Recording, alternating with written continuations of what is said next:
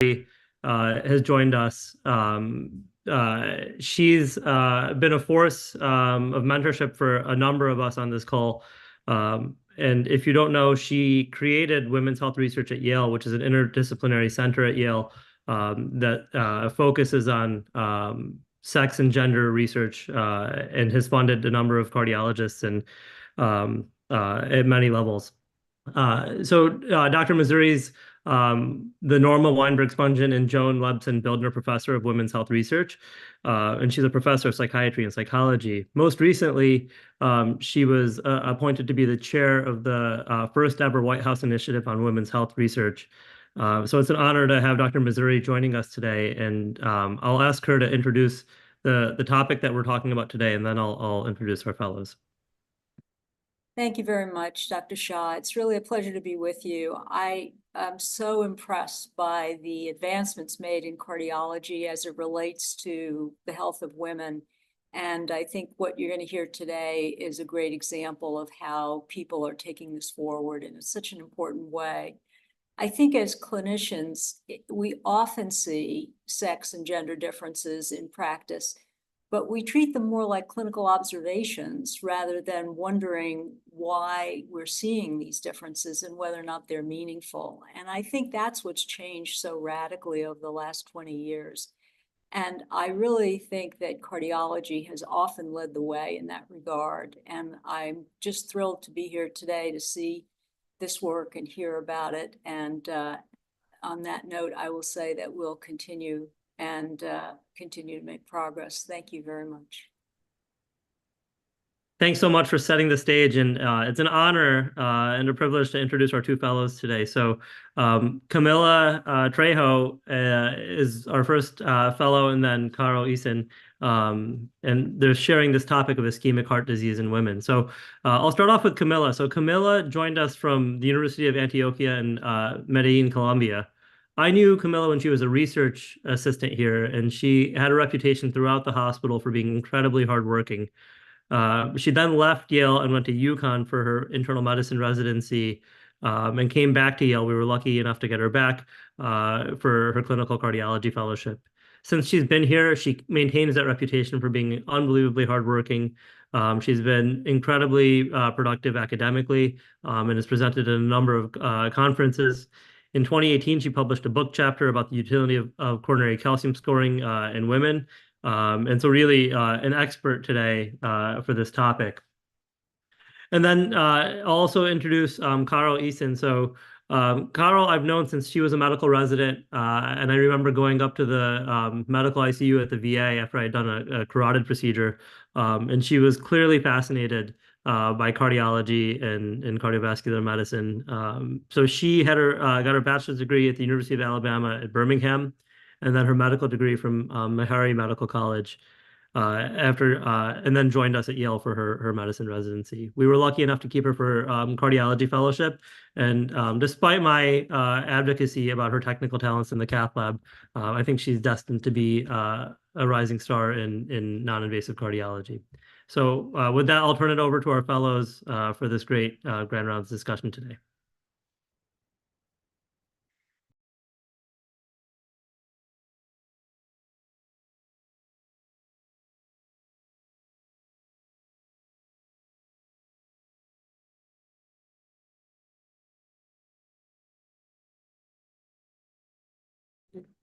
Yeah, start again.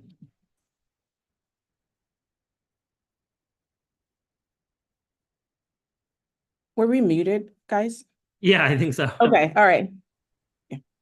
Thanks so much, Dr. Shah, for a kind introduction, and thank you, everybody, for joining. Today, we are joining the AHA initiative, Go Red for Women Through Education.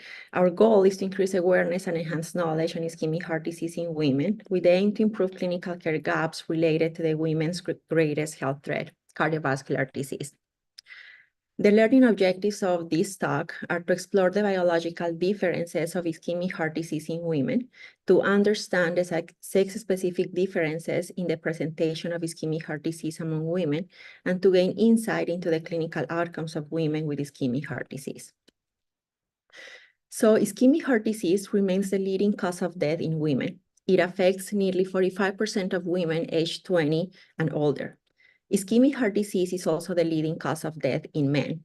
However, the manifestations of disease, treatment, and health outcomes differ significantly among sexes, as these are influenced by both sex and gender factors. Sex differences are based on biological factors, and gender differences stem from behavior, individual identity, and sociocultural roles. Initiatives to address these differences in clinical research have resulted in insights into an expanded spectrum of ischemic heart disease, pathophysiology, and led to improved outcomes in women. Although ischemic heart disease-related deaths are lower in women than men overall, when women experience an ischemic heart disease-related event, their mortality rate is higher.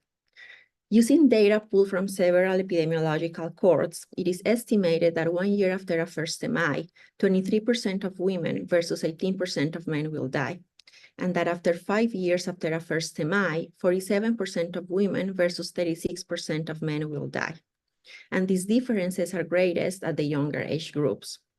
Additionally, morbidity is associated with ischemic heart disease is higher in women. Women tend to have more symptoms, more hospitalizations, worse health status, and also more complications after procedures. So with this background, our agenda for today will be to provide a brief contemporary overview of ischemic heart disease in women. We will discuss stable ischemic heart disease, including biological differences in pretest probability of CAD, diagnostic testing, INOCA/ANOCA. Additionally, we will address acute ischemic heart disease in women, including sex-specific differences in presentation, MINOCA, and SCAD. So let's start with stable ischemic heart disease in women. The full spectrum of ischemic heart disease in women includes obstructive epicardial disease, microvascular disease, coronary spasm, and others such as myocardial bridge. And there are sex-specific presentations to recognize. Firstly, symptoms. Although chest pain is still the most common symptoms in women, occurring in up to 75% of cases, women can also experience diaphoresis, weakness, arm/back or jaw pain, palpitations, lightheadedness, or loss of appetite. And these non-specific symptoms can be misleading both to patients and providers, and it contributes to the misdiagnosis and delayed recognition of ischemia in women, leading to overall a higher morbidity. And despite the reported gender differences, typical symptoms are significantly associated with acute coronary syndrome in women. So how do we evaluate stable ischemic heart disease in women? Current guidelines recommend a stepwise approach. The first step is to assess the patient's pretest probability of CAD, and the major determinants of pretest probability are sex, age, and symptom description, which previously were classified as typical, atypical, or non-angina, but it's changed in the current guidelines to be cardiac, plausible cardiac, and non-cardiac. However, the limitation of this approach is that given that women often experience atypical symptoms, it can lead to underdiagnosis and subsequent undertreatment, particularly in women with ischemic heart disease that are not caused by obstructive coronary artery disease. So why is the presentation of ischemic heart disease in women different? And this is because there are biological differences. While men and women share many traditional risk factors for ischemic heart disease, there's additional sex-based risk factors and mechanisms of disease that have been shown to be important in women. And these non-traditional risk factors that are unique or predominantly in women are early menarche or early menopause or menarche, gestational conditions such as diabetes, hypertension, preeclampsia, and eclampsia in pregnancy, and systemic inflammatory disorder. Another female-specific condition that increases the risk of ischemic heart disease is cardiotoxic breast cancer treatment.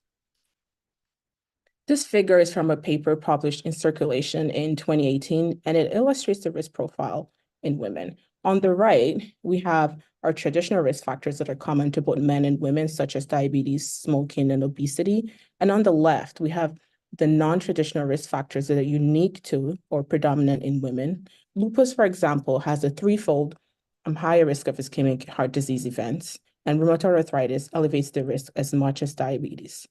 And then gestational diabetes has a fourfold higher risk of diabetes and a 59% higher risk of myocardial infarction. And hypertensive disorders in pregnancy, with gestational hypertension and preeclampsia, there's a threefold higher risk in the risk of ischemic heart disease. And early menopause confers a 4.5 times higher risk of ischemic heart disease, and depression, which is more prevalent in women, doubles the risk of ischemic heart disease. Thankfully, the role of these emerging risk factors are increasingly recognized. So specifically talking about pregnancy and ischemic heart disease, there are adverse pregnancy outcomes that increase the risk of ischemic heart disease, particularly gestational diabetes and hypertensive disorder. In a large 2017 prospective cohort of nearly 90,000 US women with no baseline cardiovascular disease prior to pregnancy, gestational diabetes was associated with a 43% greater risk of cardiovascular disease, including myocardial infarction and stroke, compared with women who had no prior gestational diabetes. A part of this relationship was possibly mediated by subsequent weight gain and a lack of a healthy lifestyle. And the second set of pregnancy-related disorders are hypertensive disorders, including preeclampsia and eclampsia. This is data from a 2007 systematic review and meta-analysis conducted in the UK. It included papers published between 1960 and 2006, and this represented almost 200,000 women. And the authors aimed to quantify the risk of future cardiovascular disease, cancer, and mortality after preeclampsia. And it was shown that women who have had preeclampsia had an increased risk of cardiovascular disease. And this includes an almost four-fold increased risk of hypertension and a two-fold increased risk of fatal and non-fatal ischemic heart disease, stroke, and venous thromboembolism later in life. Another non-traditional risk factor more predominant in women is systemic inflammatory disorder. So we already know that autoimmune disease are predominant in females, and the reason for this is not completely understood, but patients with inflammatory conditions such as rheumatoid arthritis and lupus have increased cardiovascular morbidity and mortality due to accelerated atherosclerosis and premature coronary artery disease. And autoimmune or other forms of arthritis may aggravate vascular inflammation and cause plaques to be more vulnerable to rupture and thrombosis. And there are also studies that have evidence that chronic inflammation in the absence of epicardial stenosis and traditional coronary risk factors result in coronary microvascular dysfunction. So shifting gears to the role of hormones. In premenopausal women, endogenous sex hormones are hypothesized as the primary reason for their low incidence of ischemic heart disease as compared to age-matched men. Estrogen has been shown to reduce cellular hypertrophy, to enhance vessel wall elasticity, and to have antioxidative and anti-inflammatory properties. The role of hormones in ischemic heart disease has been widely studied, and to highlight this, we'll discuss the WISE study. WISE stands for Women's Ischemia Syndrome Evaluation, and this was a prospective cohort study of 936 clinically stable symptomatic women. And they were recruited from 1996 to 2000 and followed through 2006. The women underwent coronary angiography to evaluate for signs and symptoms of ischemia, and the study was designed to, one, optimize symptom evaluation and diagnostic testing for ischemic heart disease, to explore the mechanism for symptoms and myocardial ischemia in the absence of epicardial coronary artery stenosis, and to evaluate the influence of reproductive hormones on symptoms and diagnostic test response. And findings suggest that endogenous estrogen deficiency in young women may be a potent risk factor for ischemic heart disease. Premenopausal estrogen deficiency had a 7.4-fold risk of obstructive coronary artery disease in women with suspected ischemia. And 10-year outcomes of this cohort further supported the importance of considering ischemic heart disease as a spectrum. After a median follow-up of 9.5 years, 20% of the 936 patients died, and 62% of them were cardiovascular deaths, and 31% of all cardiovascular deaths occurred in women without obstructive coronary artery disease. So this means that 1 in 3 of the deaths in this cohort occurred in women without obstructive coronary arteries, and this is a condition that often is dismissed by providers.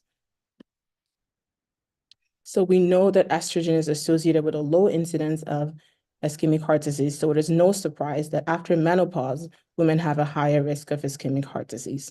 So menopause marks an important cardiovascular biological transition period with a significantly increased risk of cardiovascular disease and ischemic heart disease in women.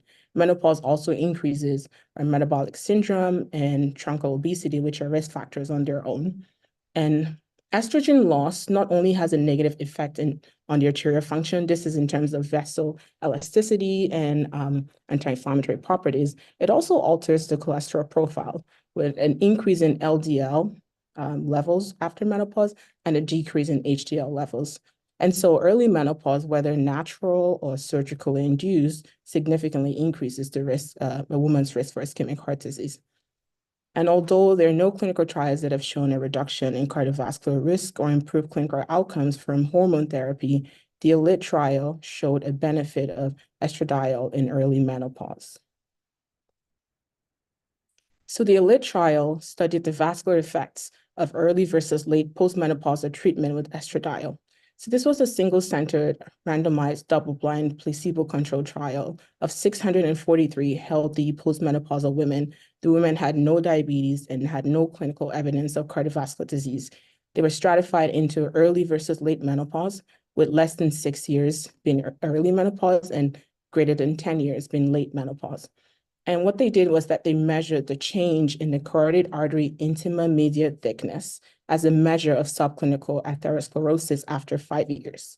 And as seen in the graph, the x-axis represent time and the y-axis represent the carotid artery intima media thickness. And as we can see, there was a significant difference in the CIMT between the placebo group, which is in red, and the estradiol group, which is in purple. And this difference was only in the early postmenopausal stratum. And so estradiol initiated shortly after the onset of menopause reduced carotid artery intima media thickness. So we have discussed the approach to stable ischemic heart disease and the sex-specific differences that should be considered when determining the pretest probability in women. So let's move on to the next step in evaluation, which is diagnostic testing. And the first aspect to consider is that vascular inflammation and the absence of obstructive coronary artery disease is more prevalent in women. And the higher burden of non-obstructive atherosclerosis in women may result in negative stress tests, and this may obscure the diagnosis of ischemic heart disease and underscore the need for additional testing that would reveal the non-obstructive pathophysiological mechanism of this ischemic heart disease.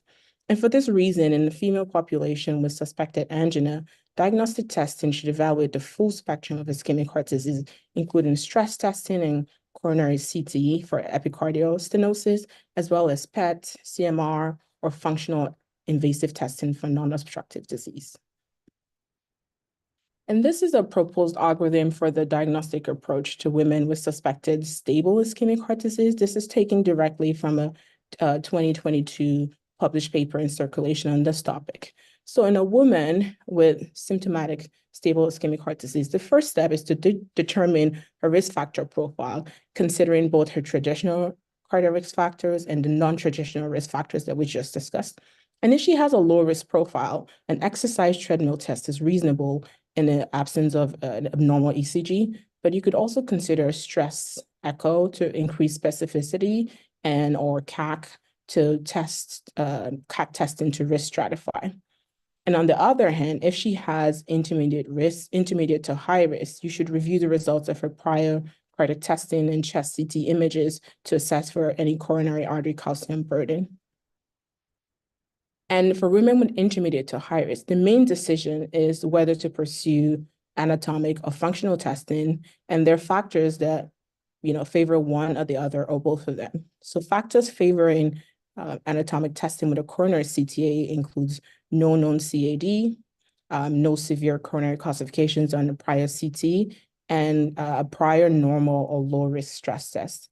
And factors that favor stress testing, functional stress testing, includes significant coronary calcifications in a prior chest CT, a high risk to contrast, and intermediate stenosis on a coronary CTA. And regardless of whichever approach you take, or any patient with persistent angina and non-obstructive CAD, we should have a low threshold to pursue either a non-invasive or invasive functional assessment. So the main challenge with non-invasive stress testing in women is that the absence of regional inducible ischemia does not exclude the presence of coronary microvascular dysfunction.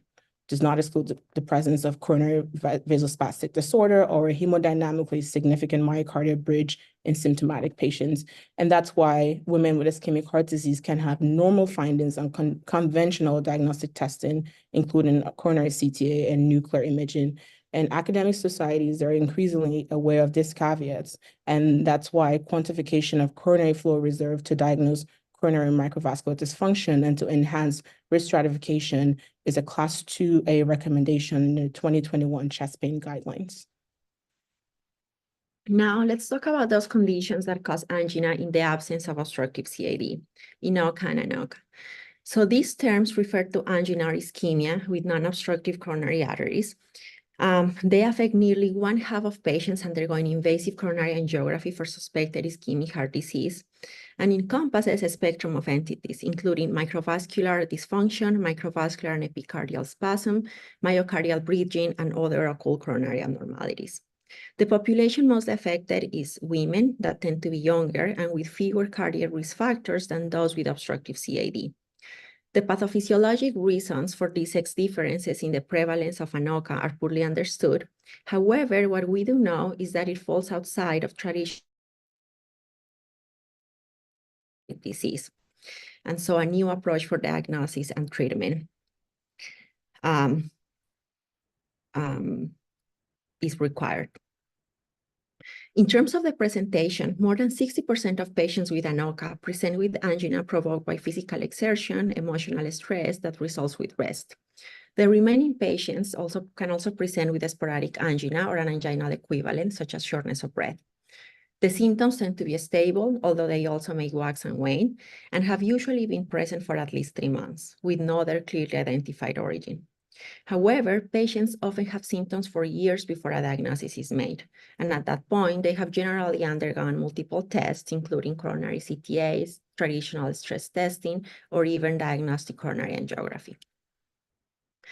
Despite the increased use of testing in the ANOCA population, only a minority of them has been appropriately diagnosed.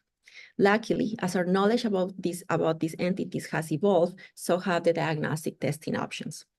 There are non-invasive and invasive testing options available, and within the non-invasive options, we have PET, which is the most accurate and prognostically validated method for the evaluation of microvascular dysfunction. PET allows the quantification of regional and global myocardial blood flow and coronary flow reserve. Complementary emergent modalities such as stress perfusion, CMR imaging, and Doppler-derived coronary flow velocities assessed by echo also provide diagnostic and risk stratification information. Their use is not widespread, but there's certainly increased interest. Regarding the invasive testing, comprehensive coronary function testing includes coronary flow reserve and hyperemic resistance for the diagnosis of coronary microvascular dysfunction, acetylcholine testing to assess for microvascular spasm, epicardial spasm, or endothelial dysfunction, and IVUS to assess for myocardial bridging, which often reveals more than one phenotype for patients with ANOCA, and so the importance of comprehensive testing.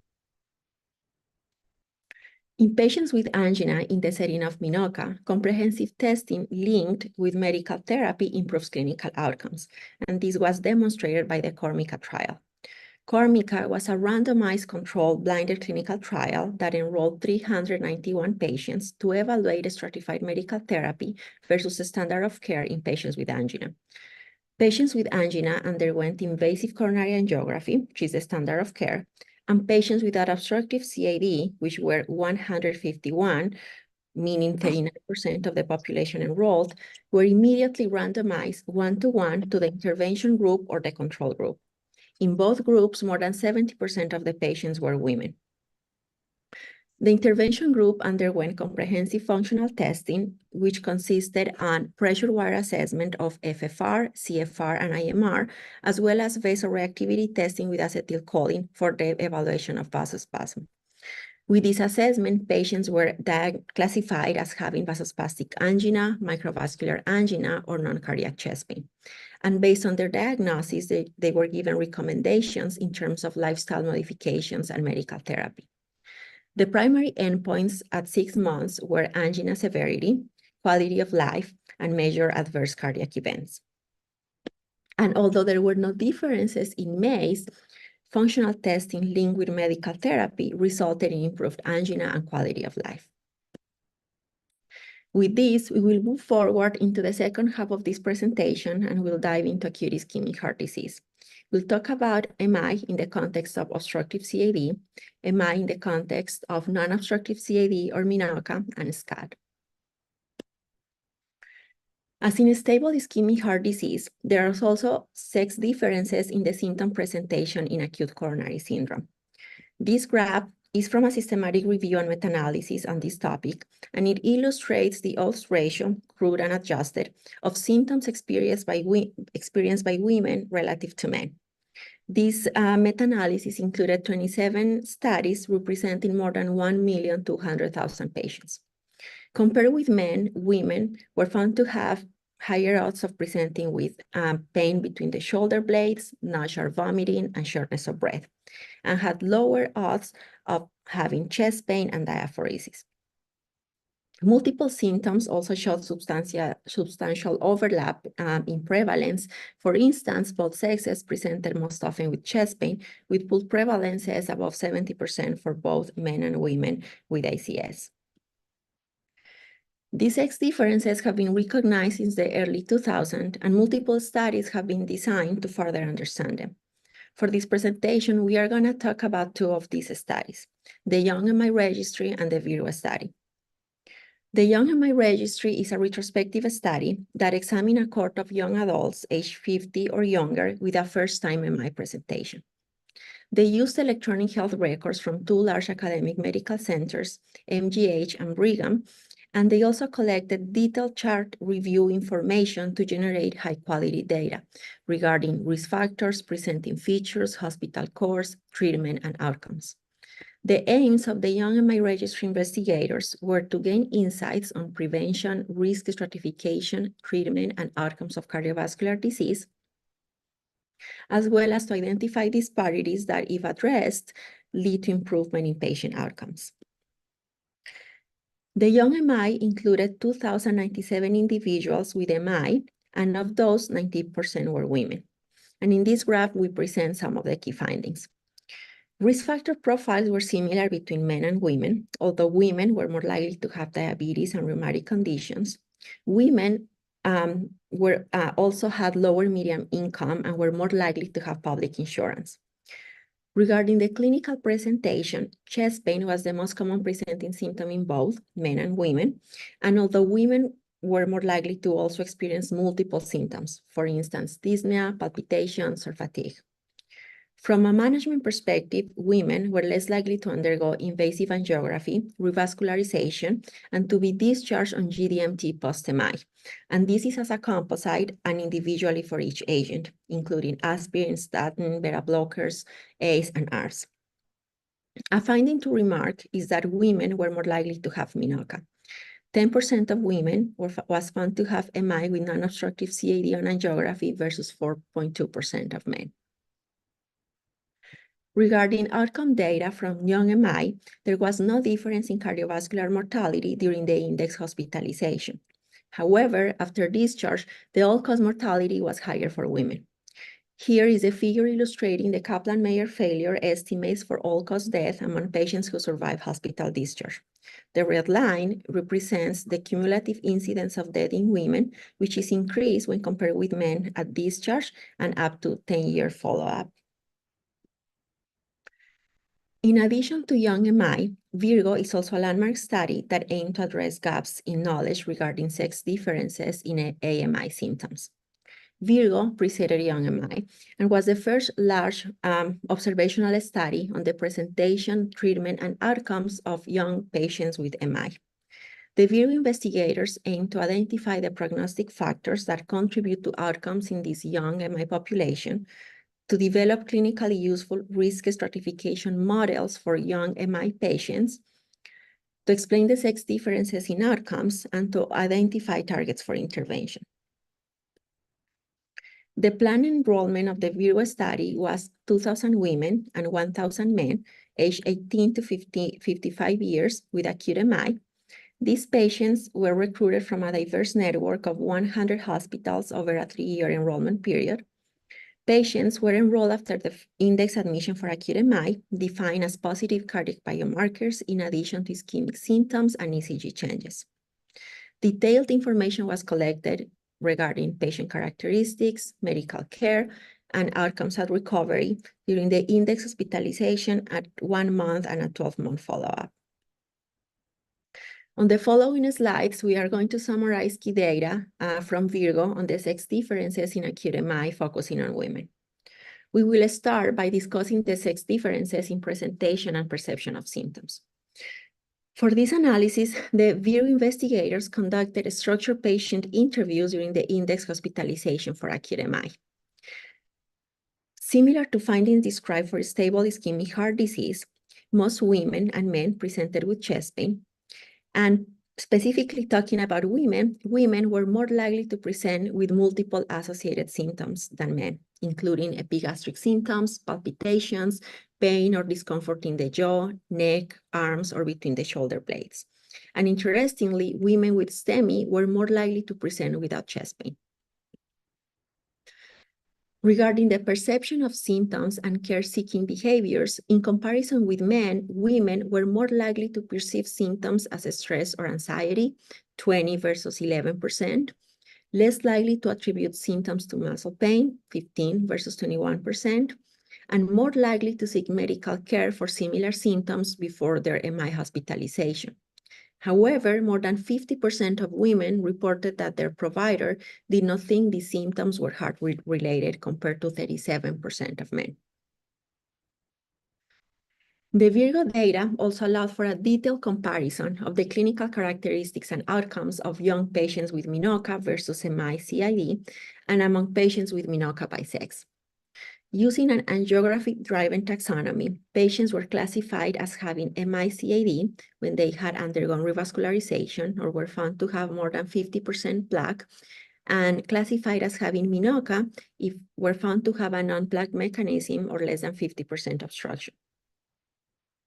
Of the 2,690 patients that underwent angiography, 88% of the patients were classified as having MI-CAD, 11% as having MINOCA, and this subgroup was mostly women, non-white, younger, and presented with STEMI, and a minority of the patients, 0.6%, remain unclassified.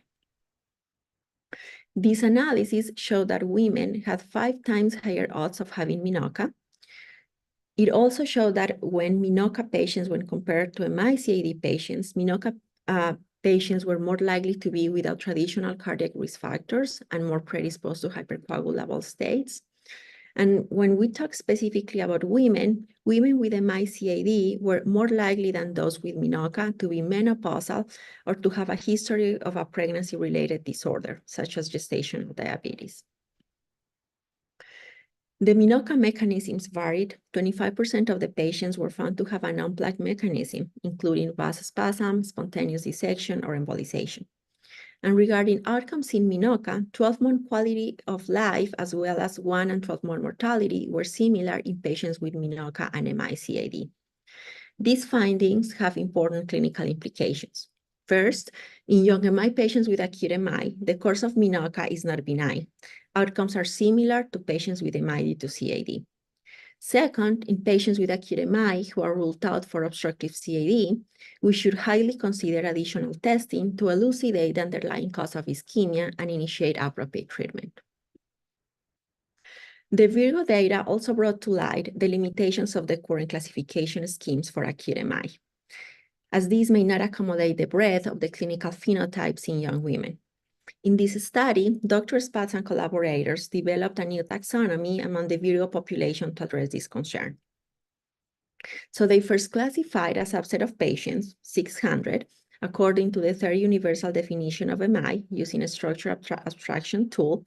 And this analysis showed significant heterogeneity within the type 2 MI patient and also did not allow the classification of 54 patients. This is 9% of patients, including 51 out of 412 women, which means that 1 in 8 young women with acute MI are unclassified by the universal definition of MI. So with the aim of developing a more inclusive taxonomy that could serve as a framework to understand the biological disease mechanisms, the therapeutic efficacy, and prognosis in this population, the investigators use an inductive approach to group patients with shared clinical characteristics. And based on this approach, they proposed a Virgo taxonomy.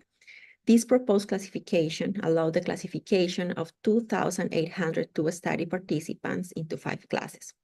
Class 1 corresponded to patients with a plaque-mediated culprit lesion. Class 2 and Class 3 to patients with and without obstructive coronary artery disease. And these two classes had 2 subclasses for patients with and without supply-demand mismatch. Class 4 referred to patients with other identifiable mechanisms, including SCAD, vasospasm, and embolism.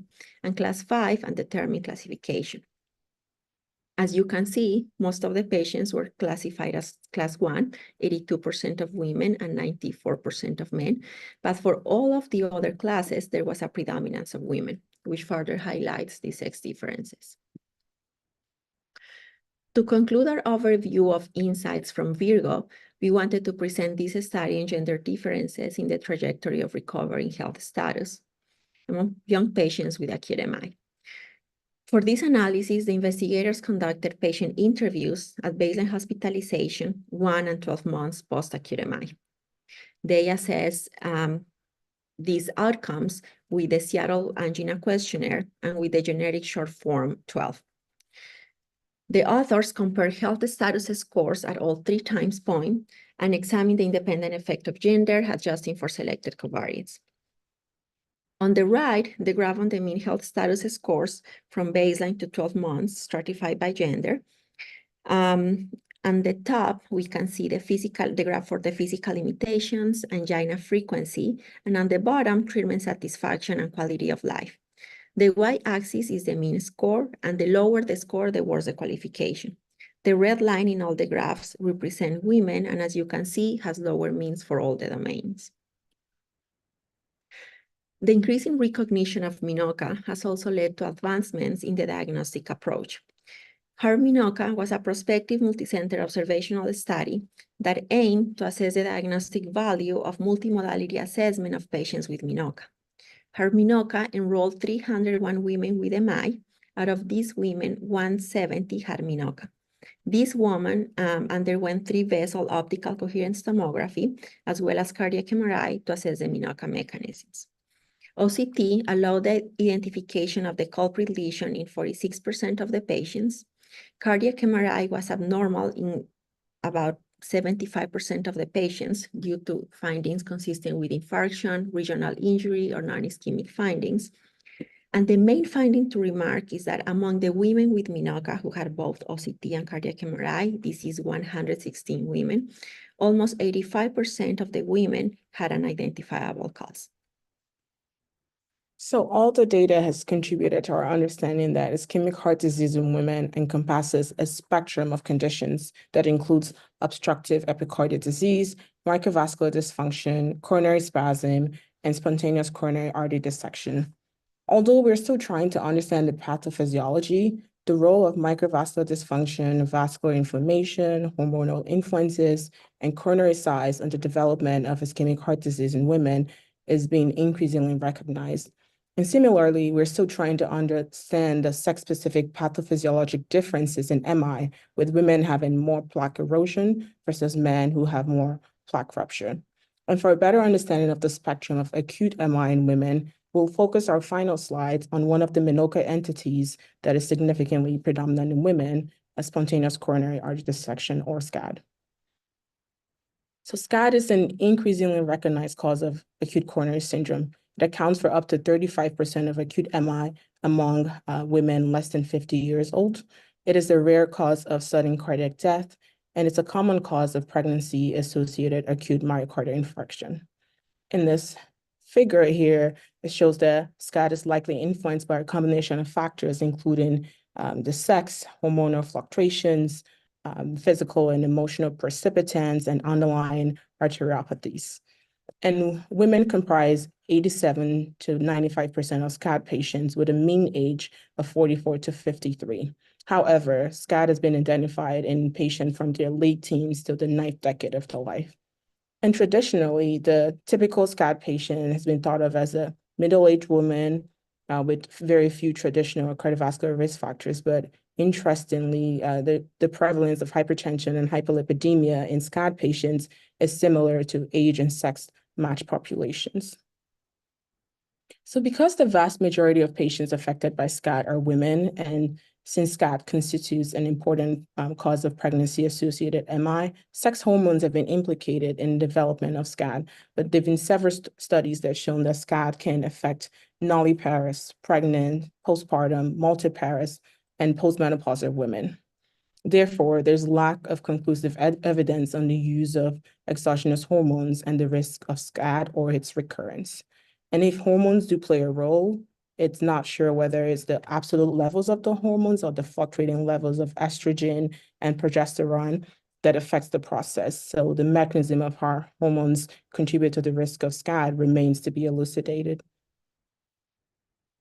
So pregnancy-associated SCAD may occur at any time during or after pregnancy. The majority, about more than 70%, occur postpartum, commonly within the first week. And compared to patients with SCAD not due to pregnancy, patients with pregnancy-associated SCAD are more likely to have severe clinical presentations with impaired LV function, shock, left main, and multivessel dissections. And pregnancy-associated SCAD comprises up to 17% of the cases overall and up to 43% of pregnancy-associated acute MI. And this figure is just showing that women with pregnancy-associated SCAD are more likely to be older at the first childbirth and to be multi-gravidas. But both patients with pregnancy-associated and non-pregnancy-associated SCAD are more frequently multiparous, have a history of prior infertility treatment, and a history of preeclampsia. So despite all the research and regardless of the etiology of the MI, women continue to experience relatively worse outcomes compared to men. Younger women and subgroups of women defined by their race, socioeconomic status, ethnicity, and educational level still exhibit striking disparities in cardiovascular health. This figure illustrates the 5-year incidence of heart failure and death after first MI by age, sex, and race. The blue, this is white male, white women, Black male, and Black women. And we can see that for all groups, for all age groups, regardless of their race, women have worse outcomes compared to men. And when you look across all age groups, Black women overall have the worst outcomes. And these persistent disparities highlight the challenges of healthcare access and our limited understanding of the sex differences in physiology. And this is all related to the lack of female-specific data. But it's not as bad as it sounds, and progress has been made. Here, we present some of the most recent ACC/AHA guidelines for treatment of ischemic heart disease, which, although do not offer specific recommendations for men versus women, they've added descriptive sections on sex-based differences. And the 2013 STEMI guidelines highlights that 30% of patients presenting with STEMIs are women, and that women remain undertreated despite the universal recommendations for treatment of STEMI. And based on NCDR data, women have longer door to fibrinolysis time and longer door to balloon time compared to men, especially the young women. And then the 2014 NSTEMI ACS guideline offers a strong recommendation for early invasive strategy for women with high-risk features.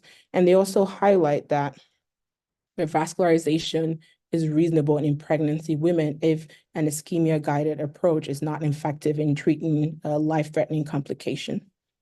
And then the 2012 stable ischemic heart disease guideline with the 2014 update. There are no specific differences for men versus women in terms of anti-ischemic medications, PCI for symptom improvement, and CABG for revascularization. But what they do note is that since no clinical trials have shown a reduction in cardiovascular risk or improve clinical outcomes with the use of hormone therapy, they advise that postmenopausal women should avoid estrogen replacement therapy.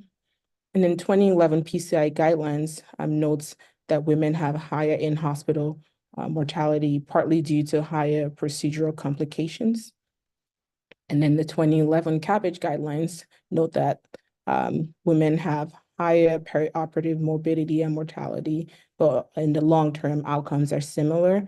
And then a really important part is that most of the data for CABG in women are extrapolated from studies that predominantly included men.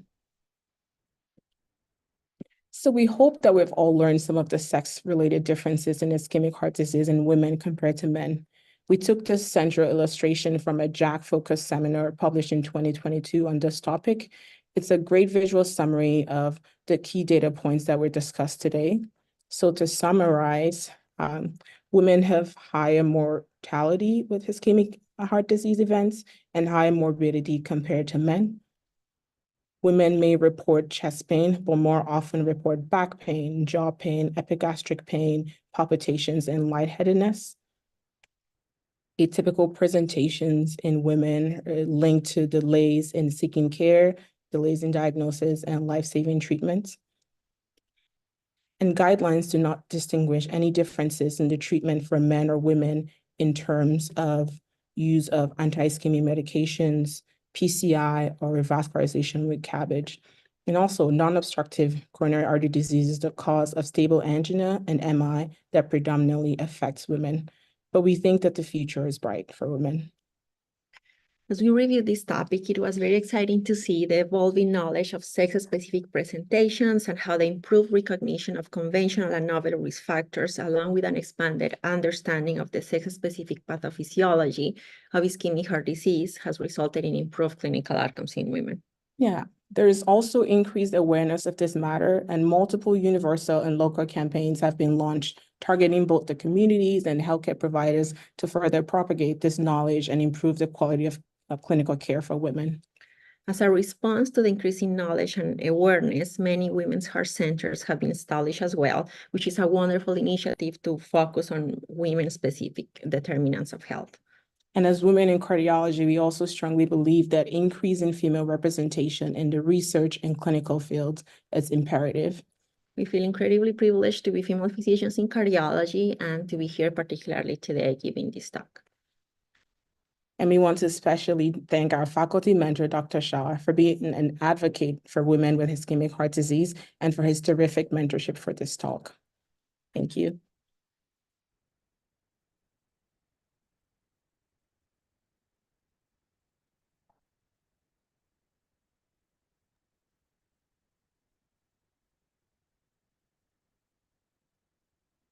Camilla and Caro, that was an incredible talk and a really comprehensive overview. There's some provocative questions in the chat. Dr. Sadeghi had asked the first one, and he said, how would you reconcile the higher prevalence of erosion, which is typically less inflammation related than plaque rupture in women, when the prevalence of vascular inflammation in women?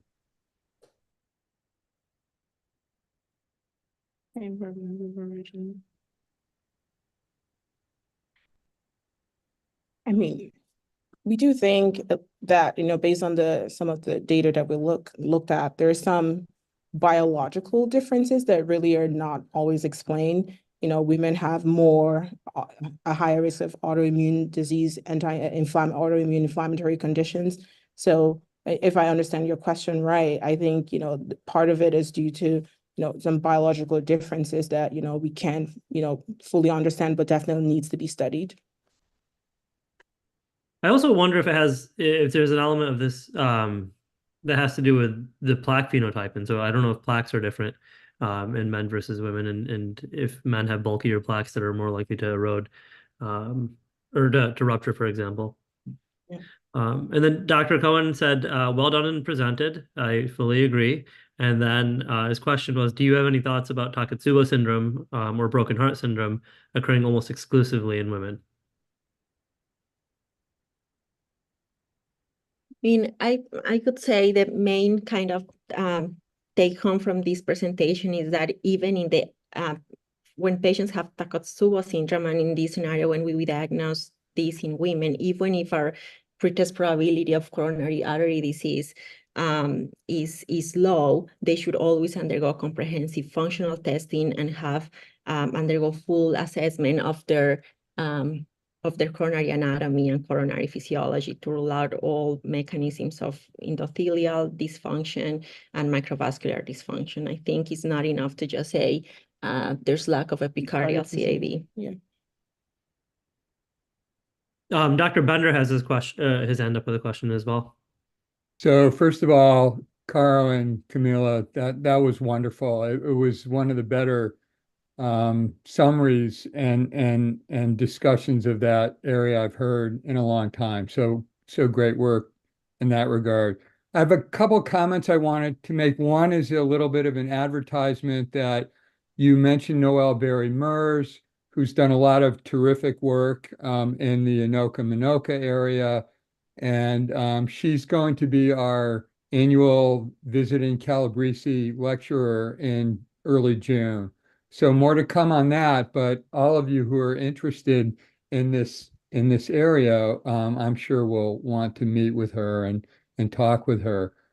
I can't help myself but ask about or challenge the concept of no hormone replacement therapy in peri and postmenopausal women. I know that was stated in the AHA-ACC guidelines in 2014.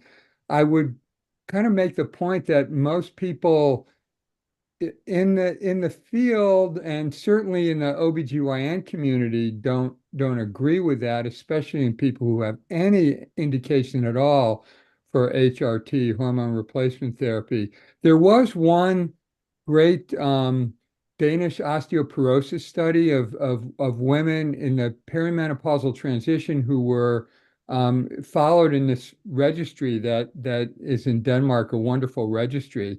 And the odds ratio, the relative risk of people to develop cardiovascular disease of all sorts, but certainly MI, and those who have been on hormone replacement therapy, the odds ratio was definitely lower and the relative risk was definitely lower. So that's important. I wonder if you've come across or talked to anyone where those guidelines might be changing at all? Yeah, we do agree that, the 2014 update that was from over 10 years ago and like more data, definitely in the ischemic heart disease in women have been, studied and published since then, but we don't know any information of any upcoming updates of those guidelines. But I think from my research as well, like one of the main important points that were being discussed in the papers I looked at was, if a patient doesn't absolutely need hormone replacement, you shouldn't give it to them. But I think in a situation where it's needed for whatever reason, I think it's fair to trial and see what happens. And, like that study, the ELITE trial showed that in a woman who has had early menopause within 6 years, estradiol therapy actually reduced their risk of subclinical atherosclerosis. So I think, it's a discussion to have with her provider. And, I think more data on that subject should definitely be discussed and, published. Good, thanks. Thanks. Dr. Velasquez has his hand up. First of all, Caro and Camila, wonderful talk. You've covered a very challenging topic very comprehensively, and we all learned a lot. So congratulations and thank you. I have a question for both of you, and then I actually have a follow-up question for Dr. Mazur. So now that you've become local experts in ischemic heart disease in women, if you were to think of a large, pragmatic, clinical question that needs an answer yesterday to help the treatment of women with ischemic heart disease, what would you want to see funded? And maybe to follow up to Dr. Mazur is if she can speak as a national expert on expanding research in women, what is going on at Yale and nationally to expand support for these kind of studies? So first, Camilla and Caro, just the softball question. What would you like to have an answer to that you don't have an answer to now that could be answered in a large pragmatic clinical trial? Mm-hmm. So I would say there's a lot of data, and nowadays, of course, there's more research to be done, but I feel very optimistic about the Women's Heart Center. So I would like to see randomized data to see what are the outcomes for women with ischemic heart disease when they present to institutions with these centers versus just kind of routine care. Yeah. And I also agree with that. And data with like a significant amount of women, because we always quote the Y study, which was like the landmark study for this, but you only included 936 patients. So we're extrapolating from the small data pool. So like a women's heart center, maybe something here at Yale that is able to recruit a lot of patients and just follow them over a period of time, or retrospectively get data about their outcomes, follow up and their overall trajectory. I think that would be very important.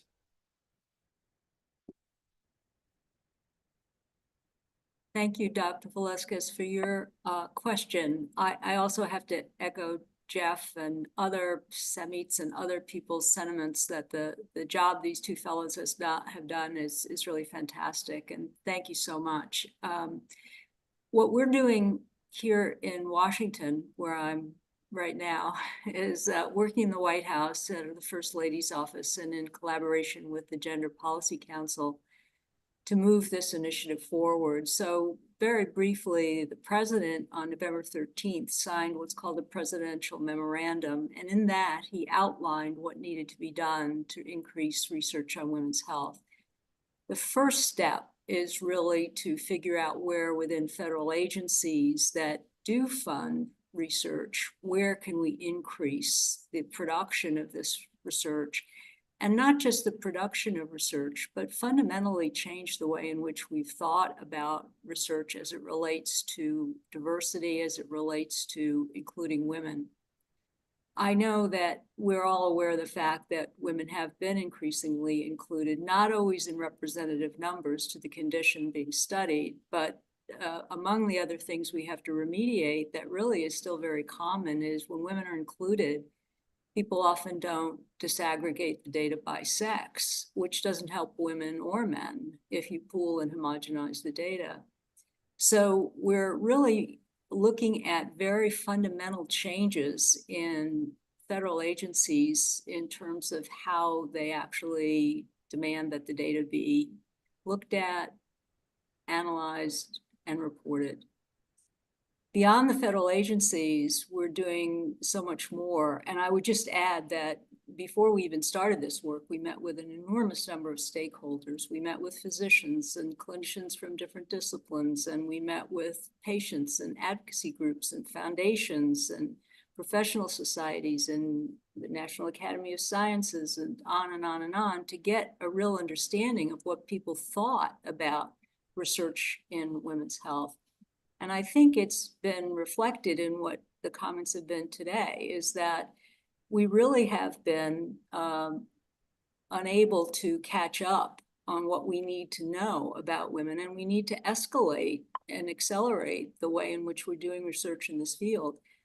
And the ultimate goal is to improve everybody's health, because by disaggregating the data, we're going to learn more about human biology. And the sex differences are going to inform that in very fundamental ways, in our opinion. So we're working to find different ways to form public-private partnerships to fund research.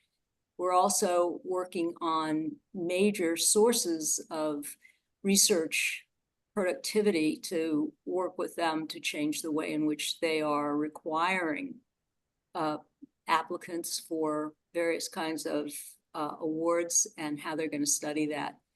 So I think that just briefly gives you some idea of the breadth of what we're talking about. We're talking about major change. And we also have other announcements that are coming up within the next few months. So I'll be happy to fill you in on that and certainly be in touch with Samit about all of that. And Samit is such a wonderful collaborator and such a great mentor. It's been marvelous to work with him and see his work. So I hope that begins to answer your question. But we have a very big vision, and it's born of a tremendous need that's been recognized at the national level. Yeah, wonderful. Thank you for those great comments. And we are very fortunate to have Samit, and he's doing a great job in bringing forward, these, a more maybe rigorous strategy for comprehensive invasive assessments, which I think has been so long needed. So I have one maybe quick follow-up, which is a little controversial question, but my former mentor and colleague and good friend who runs the FDA these days has a lot of opportunity to establish mandates for how studies are done. I'm curious whether your personal thoughts and whether there's anything on the horizon around mandating representation in terms of clinical trial enrollment for regulated drugs for women. Well, first, Eric, I'd like to ask you to email him personally and move him in that direction. But certainly we're talking with FDA in addition to NIH and CDC and VA and everybody within DHHS and additional agencies that fund research and do research. So all of these players are key to really making change, as you're pointing out. I think the FDA, of course, is very different from other agencies because it's a regulatory agency, and it has a lot of different rules and regulations that are different from the ones that come out of DHHS and can be mandated in various ways differently. So we're hopeful that the FDA will want to make the kinds of changes that we're all talking about. It would be really important. I'll give you one example, maybe, that when you talk to him to convince him to do this, you could cite an example outside cardiology, and that would be last month in the Journal of Clinical Oncology, there was a really important study done. There were 25,000 people who had gone through clinical trials, and the point of the study was to determine whether or not, independent of the kind of treatment that you received for your cancers, that whether or not women or men had greater adverse effects. I bet everybody would know the answer to this question, but it was alarmingly the case that there were dramatic differences in women having so many more adverse outcomes. So back to the FDA, wouldn't it be nice that instead of in phase 1 trials, for example, focusing on the greatest tolerable dose, to focus on the least amount of drug that's effective, and change regulations and rules in various ways? Or you don't even have to have them mutually exclusive. Include both, and see where there's sex disaggregated data. So I think there are things that could be done that would really be helpful to the nation. And what's the best predictor of whether somebody stops taking their medicine? It's side effects, and followed quickly by access and money, but certainly side effects play, or adverse effects play, a huge role. So I support what you're saying, and I think personal communication sometimes, and I'm being very serious, is really very influential. Thank you. That's a wonderful advice, and I will take you up on that. Yeah, thank you. All right, I'll just quickly get to Erica, and then Dr. Monty has his hand up as well. So Erica, you had your hand up, and then put it down if you're still there. We would love to hear from you. Sure. Well, I just wanted to commend you, Caro and Camilla, on a fantastic presentation. And I just also wanted to thank Dr. Missouri, because she has been just a leader in this field. And when we see that there are gaps in our knowledge, patterns that repeat themselves, and continually lead us with open-ended questions, Dr. Missouri has been a champion on pushing on those very questions and encouraging research in this area.